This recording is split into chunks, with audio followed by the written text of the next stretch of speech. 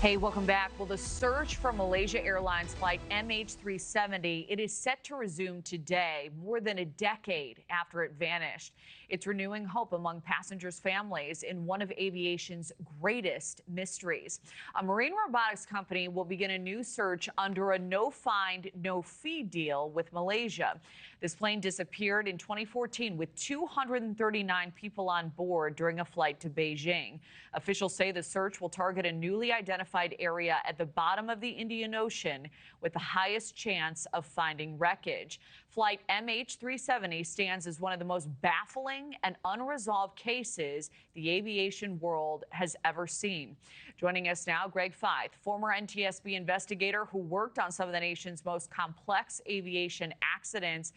Greg, good morning. So the biggest question on my mind is how could a flight with hundreds of people on board essentially vanish for more than a decade? Can you walk us through how that's even feasible, and then why now also for this initiative? That's a good question, Kelly, because if you think back, it took 112 years to find the Titanic.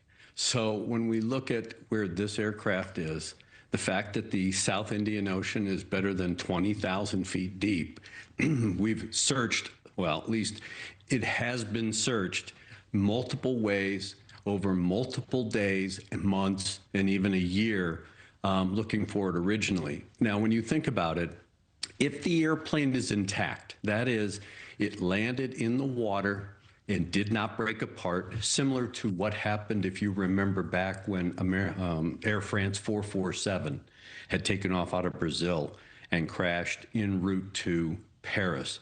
The aircraft struck the water at a high velocity, had a very large debris field that had, searchers and first responders going out there and finding a 70-mile debris trail. We don't have that here, which suggests that the aircraft is intact. The engines may have come off.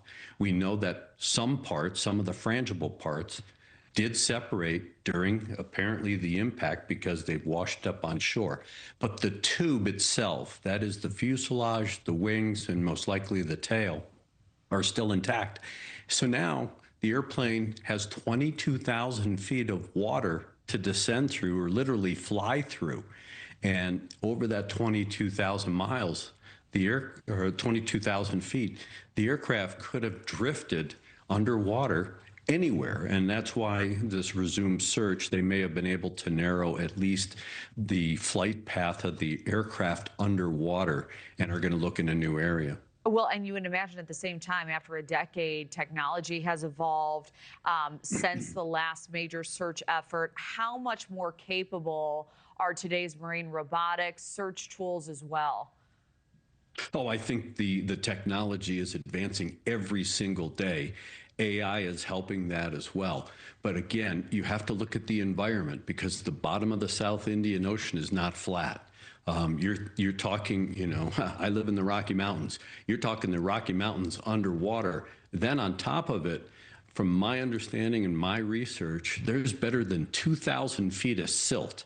So now you have a 700,000+ airplane that if it does settle into the bottom of the ocean, that's 2,000 feet of silt that the airplane will then settle into. So ground penetrating radar, or at least the robotics that has the capability of looking through a very large silt field as far as depth is concerned.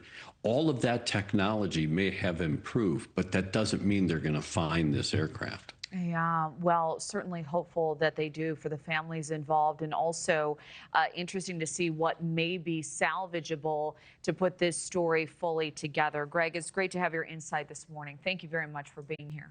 Thank you for watching. Subscribe below and download our NewsNation app right now on your phone, and you will get fact-based, unbiased news for all Americans.